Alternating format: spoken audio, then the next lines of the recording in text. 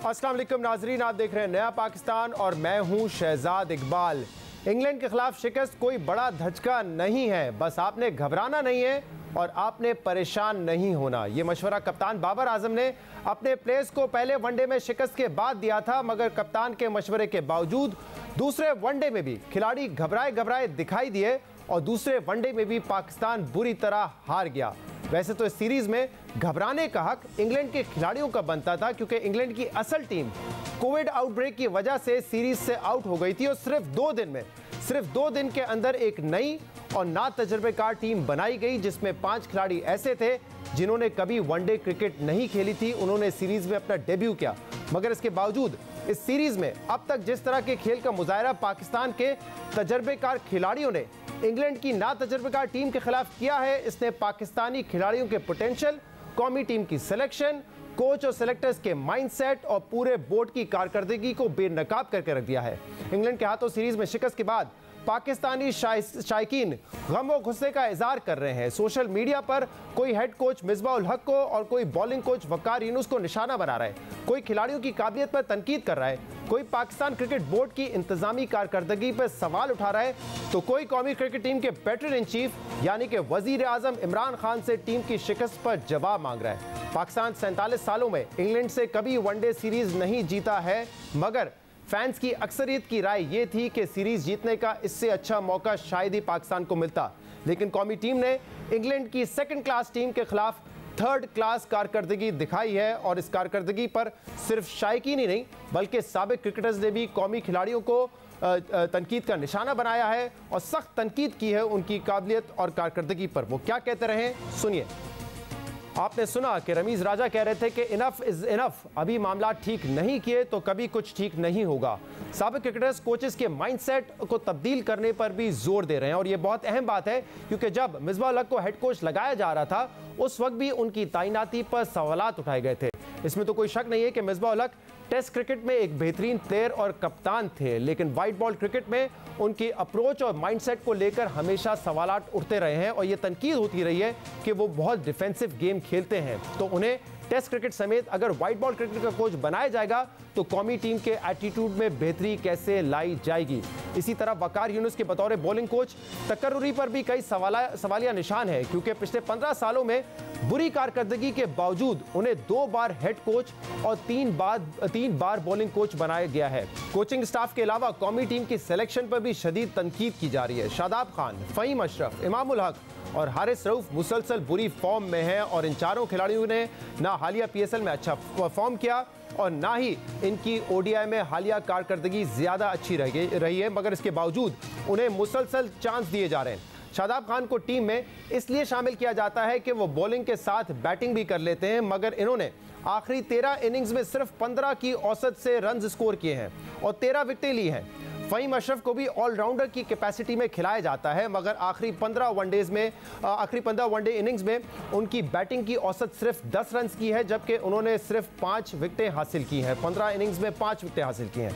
Imam ul Haq one day cricket में उनकी औसत वैसे तो 50 के करीब की है और आखिरी 15 मैचेस में वो एवरेज गिर के 35 की हो गई है, मगर उनका जो स्ट्राइक रेट है वो सिर्फ 80 का है। और अहम बात यह है कि उन्होंने अक्सर अच्छी इनिंग्स कमज़ोर टीमों के खिलाफ खेली हैं, जिनमें बांग्लादेश के खिलाफ 1 सेंचुरी शामिल है और जिम्बाब्वे और जनूबी अफ्रीका के खिलाफ 3 50s शामिल हैं। इसके अलावा मोहम्मद रिजवान भी वनडे क्रिकेट में मुसलसल फ्लॉप हो रहे हैं। उनकी हालिया T20 कारकर्दगी तो बहुत बेहतरीन रही है, मगर आखिरी 9 वनडे इनिंग्स में उन्होंने सिर्फ 97 रन स्कोर किए हैं। एक बड़ा मसला ये भी है कि हमें अभी तक चौथे, 5वें और 6ठे नंबर पर खेलने के लिए कोई प्रॉपर बैट्समैन नहीं मिला है, जिससे वाज़े होता है कि पाकिस्तान बैटिंग में बहुत पीछे रह गया है, क्योंकि हमारे सिस्टम के जरिए नया बैटिंग टैलेंट डेवलप नहीं हो रहा।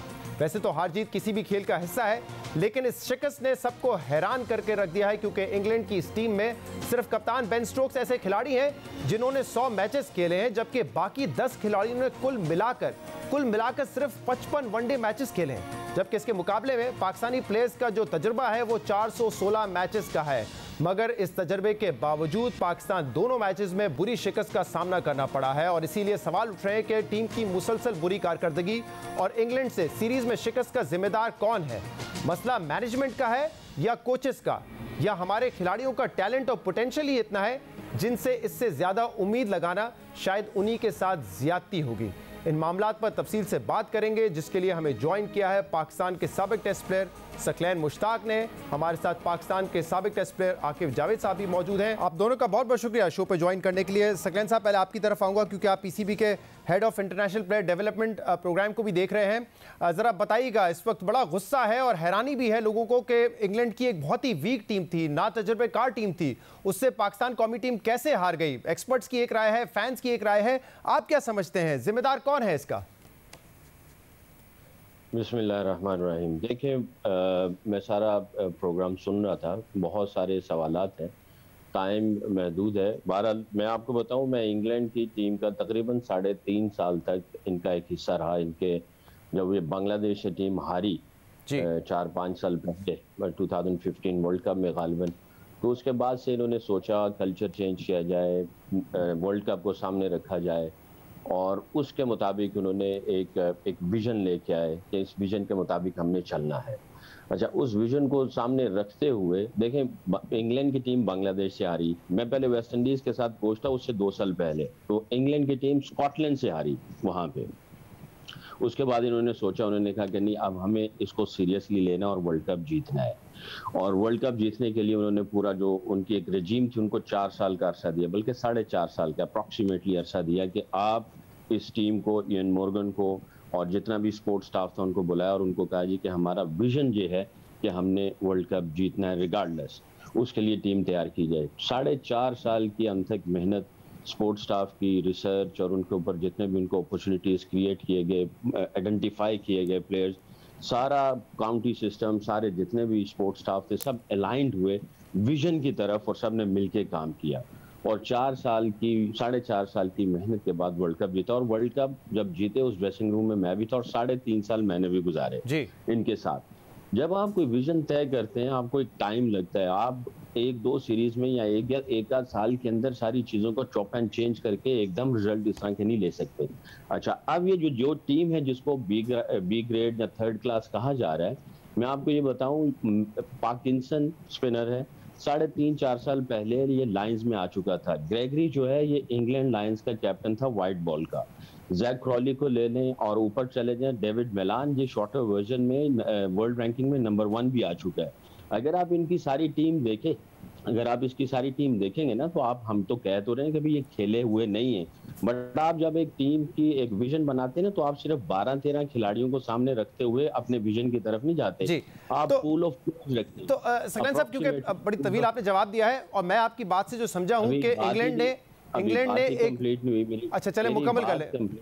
जी मुकम्मल कर लें। जब आप किसी विजन को सामने रखते हैं तो पूल ऑफ प्लेयर्स होता है, अप्रॉक्सीमेटली 40-50 लड़कों को आप लूप में रखते हैं और उन्हीं को देख रहे होते हैं। एक ट्रैकिंग सिस्टम होता है कि भाई इसके पीछे ये है, इसके पीछे ये है, इसके पीछे ये है। आप पूल ऑफ प्लेयर्स बनाते हैं, उसकी ट्रैकिंग रखते हैं, मॉनिटरिंग करते हैं, उनको आप डेवलप कर रहे होते हैं और उनकी मेंटेनेंस और हर लिहाज से उनकी चीजों का ख्याल रखते हैं। प्लस होता ये है कि जो प्लेयर्स होते हैं उनके आप एविडेंस बेस आप उसको उस लूप में लेके आते हैं कि यार इनके अंदर पोटेंशियल है, इनको डेवलप किया गया है, इनको मेजर कर रहे होते हैं आप और एविडेंस रखते हैं। और आप एक क्राइटेरिया प्रोटोकॉल होता है कि यार ये उस लेवल पे जाके परफॉर्मेंस दे सकता है, इसीलिए आप उसको उस लूप में रखते हैं। तो ये सारे जो प्लेयर्स हैं 3.5-4 साल से तो मैं इनको देख रहा हूं कि ये लूप के अंदर थे और सब के सब के अंदर पोटेंशियल था और सब के सब एविडेंस दे रहे थे डोमेस्टिक क्रिकेट के अंदर। दो बातें मैं आपसे करूंगा कि एक तो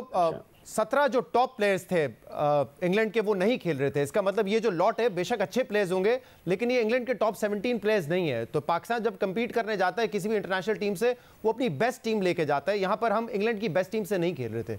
दूसरा, जिस विजन की आपने बात की, इंग्लैंड मैंने खुद फॉलो किया है कि कुक को हटाया, 2015 में वर्ल्ड कप में मॉर्गन को कैप्टन बनाया, उसके बाद एक बड़ा एग्रेसिव स्टाइल से उन्होंने क्रिकेट खेला। लेकिन जिस विजन की आप बात करें, मुझे लगता है आप कह रहे हैं कि पाकिस्तान में वो विजन नहीं है, क्योंकि 2006 से लेकर 2021 तक वकार यूनुस 2 मरतबा हेड कोच बन चुके हैं, 3 मरतबा बॉलिंग कोच बन चुके हैं। जब वही चेहरे होंगे तो विजन कैसे तब्दील होगा? जब पिछले 8-10 साल से हम ये बात कर रहे हैं कि पाकिस्तान व्हाइट बॉल क्रिकेट में 200-250 वाली टीम है और वो टीम नहीं बन पा रही जो मुसलसल 300 से ज्यादा स्कोर करेगी, इसका मतलब वो विजन पिछले 8-10 साल में हम इंप्लीमेंट नहीं कर सके हैं। अच्छा देखिए, मैं जो आपको कह रहा हूँ कि अभी जो नेशनल फ्रेमवर्क बना, जो एम्बिशंस तय किए गए और जिस तरह एक फिलॉसफी लेके आए कि भाई हमने इसको कैसे आगे लेके चलना है नेशनल फ्रेमवर्क में, वो जो सारी चीज़ें हैं वो अभी तकरीबन ये जैसे ही पेंडेमिक शुरू हुआ उससे पहले ये सारी चीज़ों को कंपाइल किया गया, बनाया गया कि भाई हम इस तरह इस डायरेक्शन में जाएंगे। ठीक है, आप जा रहे हैं फिर पीछे, और पीछे की बातों को मैं दोहराना नहीं चाहूंगा, बट ये अभी इसको तकरीबन 8-9 महीने हुए और आप देखें ये सिचुएशन क्या चल रही थी। अच्छा, मैं ये नहीं है कि आप ये जितने भी हमारे एक्सपर्ट एक्स क्रिकेटर जिस तरह की वो बात कर रहे हैं, ठीक है, हर किसी को दुख होता है, मगर मैं ये चाहता हूँ कि ये जब बात करें तो साथ में सोल्यूशंस भी दिया करें।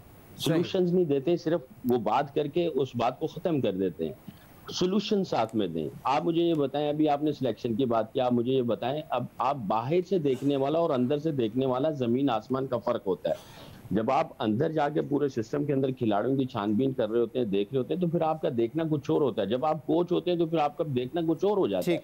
शायद ये टॉपिक कहीं और से कहीं निकल जाएगा, मैं ये कह रहा हूँ कि ये B grade third class team नहीं थी, ये 3.5-4 साल से वो लूप ऑफ प्लेयर जो थे ना उसके अंदर थे। ये मैं जरा, अगर आप मुझे मौका दें, मैं आकिब जावेद साहब को भी जरा इसमें शामिल करूंगा।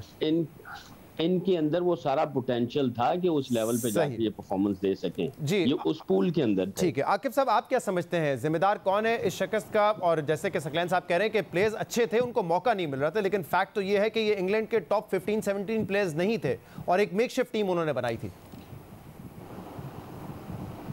देखिए, इसमें सबसे जो रीजन जो मेरी समझ में आती है वो तो ये है कि 3 साल पीछे जाएं तो जो आपकी टीम थी वो बड़ी अच्छी स्टैब्लिश हुई थी अंडर सरफराज, निकी आर्थर। कोई बुरे काम नहीं हो रहे थे। आपकी T20 की नंबर 1 टीम थी, वनडे में इससे बेहतर पोजीशन थी, टेस्ट में इससे बेहतर पोजीशन थी, चैंपियंस ट्रॉफी आपने जीती थी।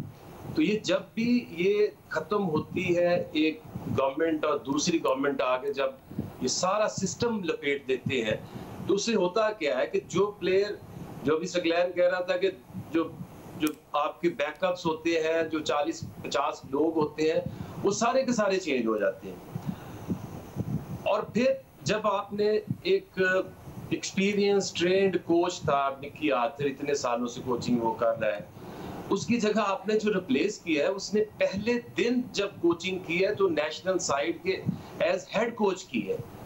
तो मुझे तो ये समझ नहीं आती, या तो कोच को हटा ही दे, उसका रोल ही नहीं है कि जिसको मर्जी बना दो आप। तो ये कुछ चीजें ऐसी हुई हैं जो अभी विजन की ये बात कर रहे थे सकलैन साहब, तो मैं ये समझना चाहता हूँ कि विजन है क्या, वो लोगों को बताएं भी तो सही ना। विजन मुझे इम्प्लीमेंट होता नजर आता है कि शर्जील खान भी पाकिस्तानी टीम में है और वो आजम खान भी पाकिस्तानी टीम में है। वो किधर गए आपके वो स्किन फोल्ड्स, आपकी वो यो आपकी सारी फिटनेस? आप तो वापस चले गए 60-70s की इस तरह की फिटनेस के लोग होते थे। तो मॉडर्न जो क्रिकेट हो रही है उसकी लिए जो इम्प्लीमेंटेशन है वो है क्या, और उसका विजन का किधर है वो विजन जो इम्प्लीमेंट होना है? और दूसरा ये कि सारी टीमें बंद कर दी, डिपार्टमेंट्स बंद कर दिए।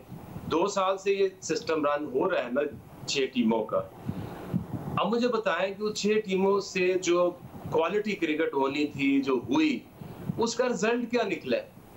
रिजल्ट तो फिर वही निकला जो पिछले 6 साल से चल रहा है कि सारे जो सिलेक्टर्स और कोचेज है वो PSL को देखते रहते हैं, वहीं से प्लेयर पिक करते हैं, उनको फिर वनडे में भी डालते हैं, उसको टेस्ट में भी डाल देते हैं। सही। अच्छा, सारा साल जो आप क्रिकेट कराते हो उसकी ना तो कोई वैल्यू आपने रहने दी है, ना उसका कोई क्रेडिट है किसी को। आकिब साहब, जो भी एक विजन की बात की सकलैन साहब ने और उसी के मुताबिक एक माइंडसेट बनता है, आपके ख्याल में इस वक्त जो हमारा जो टैलेंट है, खासतौर पे मैं बैट्समैन की बात करूंगा, क्योंकि वाइट बॉल क्रिकेट में बाबर आजम के अलावा हमने कोई स्टैब्लिश बैट्समैन देखा नहीं है पिछले 8-10 सालों में। तो आपको लगता है कि अगर वो एग्रेसिव विजन जो अब हमें चाहिए, वो माइंडसेट इस टीम में है, वो टैलेंट इस टीम में है? और खासतौर पे मिसबाह हक साहब के हवाले से तो हमेशा कहा जाता था कि टेस्ट के बेहतरीन कप्तान हैं, बेहतरीन बैट्समैन हैं, लेकिन बड़े डिफेंसिव एक उनकी अप्रोच होती थी खासतौर पे वनडे क्रिकेट को लेके। तो आपको लगता है कि जो कोचिंग स्टाफ और टैलेंट है इस वक्त हमारा, वो उस विजन को इंप्लीमेंट कर सकता है? देखिए, एक तो सबसे बड़ी बात यह है कि जो एक्सपीरियंस है किसी भी काम का होना बहुत जरूरी है। और दूसरी जो सबसे एक मैं समझता हूँ कि जिसकी कमी आ गई है, वो इंग्लैंड में आपकी टीम हमेशा अच्छा खेलती थी और आपके 6-6, 7-7 लोग जो थे वो काउंटी क्रिकेट खेलते थे, वहां पे वो सारा सीजन खेलते थे और वहां की पिचेस के यूज टू थे। अब इनको करना क्या चाहिए, अगर इन्होंने कुछ ठीक करना है तो अभी हटाएं ना, फिर अगर बनाया है ना, गलत बनाया था तो फिर अब हटाएं मत, तो उनको दें टाइम दें और उनको एक काम जो आप करने दें कि अगर आपके जितने ए टीम है, यंगस्टर्स हैं, they should play county cricket, second 11 cricket. आपके साथ पोटेंशियल और टैलेंट है तो जी बिल्कुल है, क्योंकि पाकिस्तान में ये कैसे हो सकता है कि एक ही गेम है और उसका टैलेंट खत्म हो जाए। ये इनका फोकस नहीं है। ये अगर ये इनका फोकस हो तो मुझे ये बताएं कि शोएब मकसूद जो है वो T20 में परफॉर्मेंस देता है PSL में सिर्फ और सिर्फ 3-4 मैचों में, और वो वनडे खेल रहा है। किया उसने 3 नंबर पे, खेल वो 6 नंबर रहा है। ये आजम खान जो है, इनकी सिलेक्शन का क्या क्राइटेरिया है, ये शर्जील खान की सिलेक्शन का क्या क्राइटेरिया है। अभी भी टैलेंट है, सारा कुछ है, लेकिन जिस तरह से मिसबाह हक ने एज चीफ सिलेक्टर और हेड कोच, आप लिस्ट निकालें, इतने अरसे में इतने ज्यादा टिकट बांटे हैं, कभी किसी को ला, कभी को निकाल, कभी कोई आता है, कभी को जाता है। अगर हफीज T20 खेल सकता है तो वो वनडे क्यों नहीं खेल सकता। शोएब मलिक से बेहतर आपके पास कोई ऑप्शन आई है कि आपने लोगों को धकेला, पीछे किया। लेकिन सर, लेकिन आकिब साहब, अगर आप कहते हैं कि टैलेंट और पोटेंशियल बहुत ज्यादा है, तो फिर आप बात कर रहे हैं मोहम्मद हफीज की, आप बात कर रहे हैं शोएब मलिक की, जो ऑलरेडी 20-20 साल से क्रिकेट खेल रहे हैं। अगर पोटेंशियल और टैलेंट इतना है तो हमें फिर सीनियर प्लेयर्स जो ऑलरेडी परफॉर्म कर चुके हैं, they are past their primes, उनको रखने की क्या जरूरत होगी। फिर बात यह है कि देखिए, जब तक आप एक सिस्टम को चलाएंगे नहीं, आपकी जो टिपिकल पिचेस है पाकिस्तान के अंदर, उसमें टिपिकल प्लेयर्स पैदा होंगे। माजी में भी ऐसी होता था, बट जो इंग्लैंड में काउंटी क्रिकेट से लोग निखरते थे, इनको ऑस्ट्रेलिया की ग्रेट क्रिकेट में प्लेयर्स को भेजना चाहिए, ताकि डिफरेंट पिचेस पे, डिफरेंट एनवायरनमेंट में डिफरेंट तरह के प्लेयर आपके सामने आए। एक तो टूवर्स इनके टीम्स के नहीं है। जब तक आप इन्वेस्ट नहीं करोगे एट द राइट डायरेक्शन, तब तक कैसे बेहतरी आ सकती है। मुझे जरा सकलैन साहब 2 बातों का प्लीज जवाब दीजिएगा। एक तो ये आकिब साहब कह रहे हैं कि इस अब विजन क्या है, जरा आप भी बता दीजिएगा कि विजन क्या है। और दूसरा, ये जो हमारे पास बैट्समैन हम देख रहे हैं कि इतने अरसे से डेवलप नहीं हो रहे। वनडे क्रिकेट, T20 क्रिकेट में वो एग्रेसिव बैट्समैन नहीं आ रहे जो इंडिया के पास हैं, जो ऑस्ट्रेलिया के पास हैं, जो इंग्लैंड के पास हैं। वो क्या, इसकी वजह क्या है, क्यों नहीं डेवलप कर पा रहे हैं बैट्समैन। अब तो 6 सीजन हो गए PSL के भी।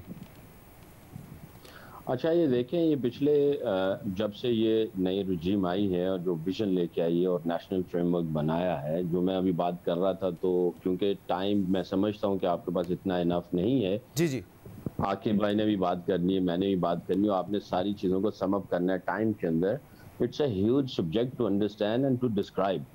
अच्छा, दूसरा ये है कि 1-1.25 साल से आप देख लें कि पूरी दुनिया में क्या सिचुएशन चल रही है, पेंडेमिक की वजह से क्या सिचुएशन चल रही है, और आइसोलेशन में जाना और आपको ट्रू एनवायरनमेंट ना मिलना, आप उस तरह अपना लुक आफ्टर ना कर पाएँ किसी भी चीज़ को, चाहे वो स्किल्स हैं, चाहे वो लाइफ है, एक जो है वो डिस्ट्रैक्शन है, एक अफरा तफरी का एक आलम है। इन सारी चीज़ों को भी हमें कंसिडर करना पड़ता है। अभी ये जो मैं जैसे फिर नेशनल फ्रेमवर्क की बात करूंगा कि ये जो जिस तरह विजन बना के हम लोग जाने की कोशिश कर रहे हैं, सारे PCB और ये सारी चीज़ें जो चल रही हैं, अभी इसको 1 साल हुआ है और हम खुद ही, ये आकिब भाई ने कुछ पॉइंट्स बड़े अच्छे दिए हैं, बातें वो सारी लॉजिकल कर रहे हैं, टूर्स होने चाहिए, बाहर जाना चाहिए, ये सारी चीज़ें, बट सिचुएशन इस वक्त ऐसी नहीं है कि वो उस तरह किया जाए। और जब हालात ठीक होंगे, आप कोई भी विजन, कोई भी अगर आप जर्नी तय करते हैं, डिसाइड करते हैं, लेकिन मुझे बताइएगा सकलैन साहब, लोग थोड़ा सा कंफ्यूज ही होंगे कि आप कह रहे हैं कि 1 साल से वो नया विजन है, लेकिन वो गेम में नजर नहीं आ रहा ना। जैसे इंग्लैंड की बड़ी जबरदस्त आपने मिसाल दी, वर्ल्ड कप के फौरन बाद ही एक अप्रोच नजर आई थी कि हम 40 ओवर में आउट हो जाएंगे, लेकिन 300 करके आउट होंगे। हमें कोई तब्दीली नहीं नजर आ रही अप्रोच में, जिस विजन की आप बात कर रहे हैं, जो इंप्लीमेंट करने की कोशिश होगी।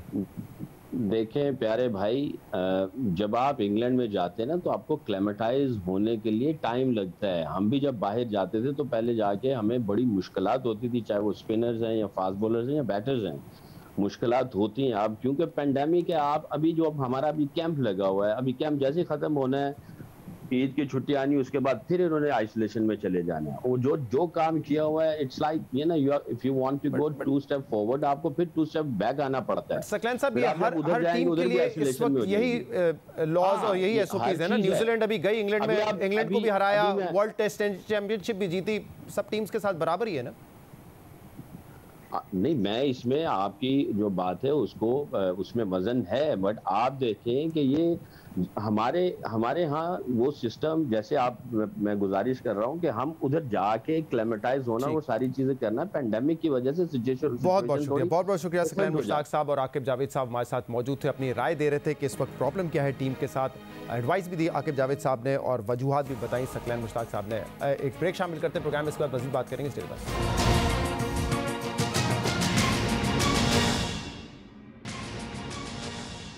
Welcome back. अफगानिस्तान से अमेरिका के इनखला के बाद खित्ते की सूरत हाल तेजी से तब्दील हो रही है और इस बदलती सूरत हाल में सबसे ज्यादा परेशानी जिस मुल्क को हो रही है वो भारत है, क्योंकि भारत को अपनी अफगान पॉलिसी नाकाम होती नजर आ रही है। भारत पिछले 20 साल से इस उम्मीद पर अफगानिस्तान में अरबों डॉलर की सरमायाकारी और फौजी इमदाद कर चुका है कि वो पाकिस्तान के गिर्द घेरा तंग कर देगा और खित्ते की वाहिद पावर बन जाएगा, मगर इस नाकाम पॉलिसी के बावजूद भारत गेम खेलने से बाज नहीं आ रहा है। एक तरफ तो वो बौखलाहट में तालिबान से मुज़ाकरात करने की कोशिश कर रहा है, तो दूसरी तरफ वो तालिबान के खिलाफ अफगान हुकूमत को असला भी फराहम कर रहा है।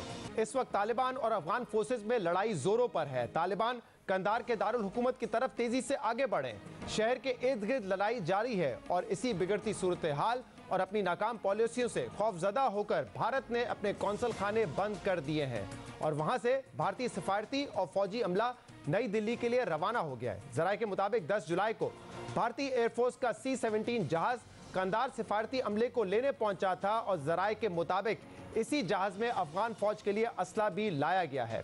भारत की इस पॉलिसी का आगाज अफगानिस्तान पर अमेरिका के हमले के बाद शुरू हुआ था।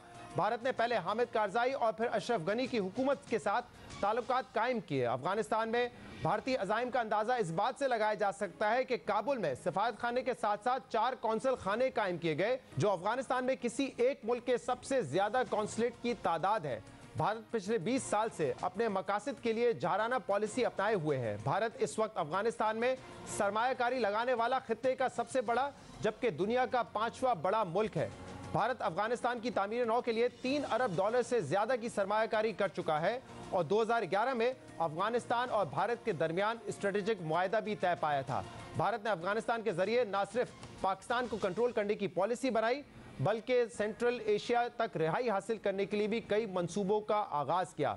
भारत के अफगानिस्तान में सरमायाकारी और पॉलिसी इस सोच पर थी कि अफगानिस्तान का मुस्तकबिल करजई और अशरफ गनी जैसे लीडर्स के हाथों में होगा, मगर तालिबान की हालिया पेशकदमी से भारतीय प्लान नाकाम होता नजर आ रहा है। अमेरिका और नेटो अफवाज के जाने के बाद भारत को एहसास हो रहा है कि वो अफगानिस्तान में अकेला रह गया है और इसका लगाया हुआ सरमाया डूब रहा है और अपनी सरमायाकारी बचाने के लिए अब वो तालिबान से मामला दुरुस्त करने की कोशिश कर रहा है।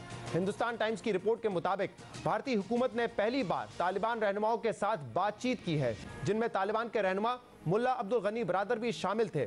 ताहम अफगान तालिबान के एक तर्जमान ने इस दावे की तस्दीक से इनकार कर दिया है। ख्याल किया जा रहा है कि भारतीय वजीर खारजा का हालिया दौरा रूस और ईरान इसी सिलसिले में था कि ये दोनों ममालिक भारत के तालिबान से मामलात बेहतर करने में मदद फराम करेंगे। अफगानिस्तान की बदलती सूरत हाल और भारतीय पॉलिसी की नाकामी पर बात करने के लिए हमारे साथ मौजूद है पाकिस्तान के साबिक सफीर अब्दुल बासित साहब। बासित साहब, बहुत बहुत शुक्रिया, आपने हमें ज्वाइन किया। बेतहाशा इन्वेस्टमेंट की अफगानिस्तान में भारत ने, फौजी इमदाद की, कौंसलट खाने खोले, लेकिन अब ऐसा लगता है कि तमाम चीज़ें रोल बैक कर रहा है भारत। इसकी वजह जो कि आप समझते हैं कि सिक्योरिटी कंसर्न्स है जो भारत कह रहा है, या जो अफगान पॉलिसी थी भारत की वो मुकम्मल नाकाम हो गई है और इसलिए अब ये तमाम चीज़ें रोल बैक की जा रही हैं? मेरे ख्याल में शहजाद, बहुत शुक्रिया, आपने अपने इब्तिदाइये में जिस खूबसूरती के साथ तमाम जोतों का अहाता किया है उससे ज़्यादा बेहतर तो मैं नहीं कर सकता। आपने बिल्कुल सही फरमाया, लेकिन मेरा अपना ख्याल ये है कि भारत इस वक्त सिचुएशन को सैल्वेज करने की पूरी कोशिश कर रहा है। तेहरान से भी राब्ते में है, मॉस्को के साथ भी राब्ते में हैं, और उनके ज़रिए वो चाहते हैं कि तालिबान के साथ कुछ अंडरस्टैंडिंग हो जाए। ये भी बात याद रहे कि तालिबान भी जो हैं भारत के साथ इंगेज करने में मैं समझता हूँ कि वो भी वेलकम करेंगे एक हद तक, और जो इंगेजमेंट उन्होंने की है वो भी शायद इसी वजह से है कि शायद पाकिस्तान में भी थोड़ा प्रेशर तालिबान रखना चाहते हैं, क्योंकि हमारे यहाँ से भी जो स्टेटमेंट्स आ रही हैं, हम एक न्यूट्रल प्ले कर रहे हैं। अभी हमारे वज़ीर ख़ारजा ने अफ़गानिस्तान के वज़ीर ख़ारजा को पाकिस्तान आने की दावत दी है, तो यहाँ भी थोड़ी सी एम्बिवलेंस तो है। इसलिए तालिबान भी they are playing very smartly, वो भी अपने आप को भारत के साथ इंगेजमेंट रखेंगे, क्योंकि देखिए तालिबान बिलफर्ज महल अगर काबुल में कब्ज़ा कर लेते हैं और अफ़गानिस्तान में उनका तसल्लुत बरकरार हो जाता है, तो उनके लिए भी यही होगा कि वो जो इंटरनेशनल रिकग्निशन है वो उनको फौरी से पेशतर मिल जाए। और मेरा अपना ज़ाती ख्याल ये है कि कुछ अंडरस्टैंडिंग, टैसिट अंडरस्टैंडिंग उनकी अमेरिका के साथ भी हो चुकी है। इसी वजह से प्रेसिडेंट बाइडन ने बिल्कुल साफ शफाफ अल्फाज में कहा कि अब जो डेस्टिनी है अफ़गानिस्तान की, वो अफ़गान लोग खुद उसका फैसला करें, उसका अमेरिका के साथ कोई अमल दखल नहीं है। तो इसमें बहुत से डायनामिक्स हैं जो सामने आ रहे हैं, और भारत भी कोशिश कर रहा है, क्योंकि उसने जिसने आपने फरमाया $3 बिलियन की इन्वेस्टमेंट की है, और फिर भारत ने अफगानिस्तान को जो उनका डिफेंसिव ऑफेंस डॉक्ट्रिन है पाकिस्तान के खिलाफ भारत को भरपूर तरीके से इस्तेमाल किया है। अब उनको वो ऑप्शन भी बंद होते नजर आते हैं, लेकिन भारत तालिबान के साथ वो अपनी इंगेजमेंट रखेंगे ताकि अफगानिस्तान की जो डिपेंडेंस है पाकिस्तान पे वो कम हो। जिस तरह आपने फरमाया कि ईरान के जरिए बंदर पोर्ट है, बंदर अब्बास पोर्ट है, चाबहार पोर्ट है, फिर उन्होंने बड़ा इन्वेस्ट। लेकिन मुझे ये बताइएगा बादशाह साहब कि अगर आप कह रहे हैं कि ये जो एक्टिविज्म है डिप्लोमेटिक लेवल्स पे इस वक्त भारत का, उसका ब्रेक थ्रू भी मुमकिन है और हो सकता है कि तालिबान भी कहीं ना कहीं इंगेजमेंट रखना चाहे भारत के साथ, तो फिर वजह क्या है कि इस वक्त अगर कॉन्सुलेट खाने हैं वो खाली कर रहा है भारत, उनके जो डिप्लोमेटिक जो सारा स्टाफ था वो वापस जा रहा है, अमला वापस जा रहा है, इसकी क्या वजह है? फिर देखें अभी तो ब्रेक थ्रू नहीं हुआ ना, अभी तो कोशिशें जारी हैं। कॉन्सुलेट्स का तो देखें काम कोई ज़्यादा था नहीं, वो तो पाकिस्तान के खिलाफ ही, ख़ास तौर पे जो कंधार में है, जलालाबाद के और जलालाबाद में जो है, ये दो कॉन्सुलेट्स तो पाकिस्तान के खिलाफ इस्तेमाल होती रही हैं, लेकिन चूंकि अभी कोई ब्रेक थ्रू हुआ नहीं है, इस वजह से उन्होंने ये फैसला किया है कि ये बंद कर दिया जाए फिलहाल, लेकिन उनका सफारत खाना फिलहाल खुला। लेकिन मेरा अपना ख्याल अभी भी यही है कि Taliban would not damage them as far as their diplomatic presence is concerned in Afghanistan. Taliban have become very savvy, वो बहुत एहतियात के साथ आगे बढ़ रहे हैं, वो कोई ऐसा काम नहीं करेंगे जिससे इंटरनेशनली उनको कोई प्रॉब्लम हो।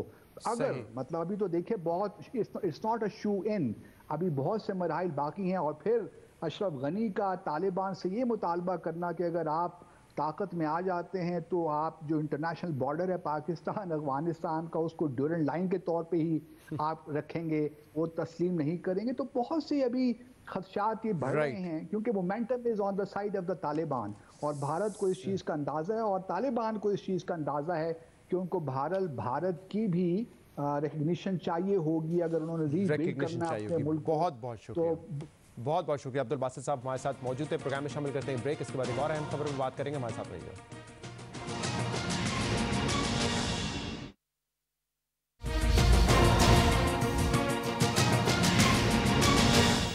Welcome back. हम बजट से पहले से मुसलसल आपको बता रहे हैं कि महंगाई का एक नया तूफान आ सकता है, और उसकी वजह है आलमी मंडी में तेल की कीमतें और पेट्रोलियम लेवी का टारगेट जो हुकूमत ने अगले साल के लिए 610 अरब रुपए का रखा है।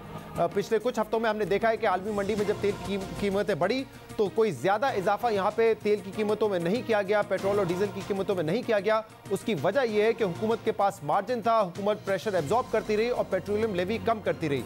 यानी कि इस वक्त पेट्रोल पे 0 पेट्रोलियम लेवी है और डीजल पे ₹1.90 है। लेकिन ये ट्रेंड बरकरार रखना हुकूमत के लिए नामुमकिन है, क्योंकि जो अगले साल का हदफ है पेट्रोलियम लेवी का वो 610 अरब रुपए का है। यानी कि अगर हुकूमत फी लीटर पेट्रोल पे 25 से 30 रुपए और डीजल पे फी लीटर 25 से 30 रुपए चार्ज करेगी, आवाम से ये पैसा लेगी, तभी 600 अरब रुपए का टारगेट पूरा होगा। तो पिछले माली साल में के आखिरी हफ्तों में तो हुकूमत ने ये प्रेशर एब्जॉर्ब किया, लेकिन इस नए माली साल में ये प्रेशर मजीद एब्जॉर्ब हुकूमत नहीं कर सकती अगर उन्होंने लेवी का टारगेट अचीव करना है।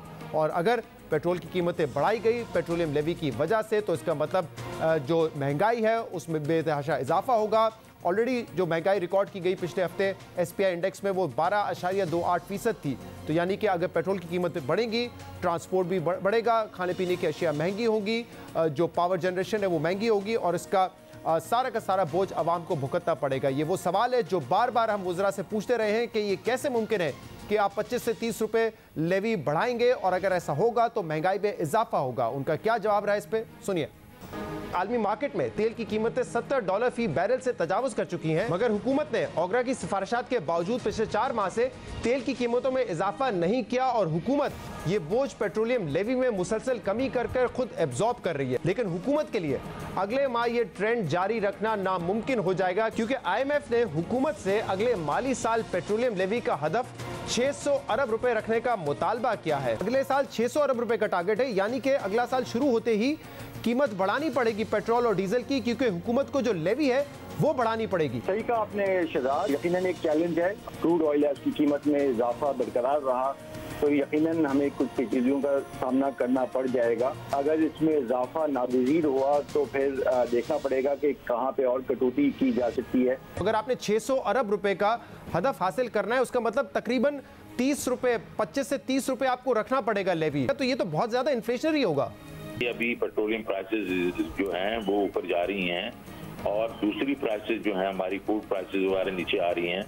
ऑन द बैलेंस हमें अगर इंक्रीज करनी पड़ी है अगर पेट्रोल की प्राइसेस, आपकी बात दुरुस्त है कि इसको हमें ये प्राइसेस बढ़ने से कुछ ना कुछ इन्फ्लेशन आएगी। 4.5 पेट्रोल पे और 8.5 डीजल पे ये तो बरकरार रखना मुश्किल है अगर 600 अरब रुपए इकट्ठा करने हैं तो। अगर ईरान मार्केट में आता है तो उससे इंटरनेशनल ऑयल प्राइसेस जो हैं वो नीचे जाएंगी। Demand growth combined with fall in international oil prices, ये 2 फैक्टर्स हमें हेल्प कर सकते हैं। अगर नहीं किया तो फिर हम naturally we will revise our plan और देखेंगे कि उस वक्त बैठ के क्या करना है।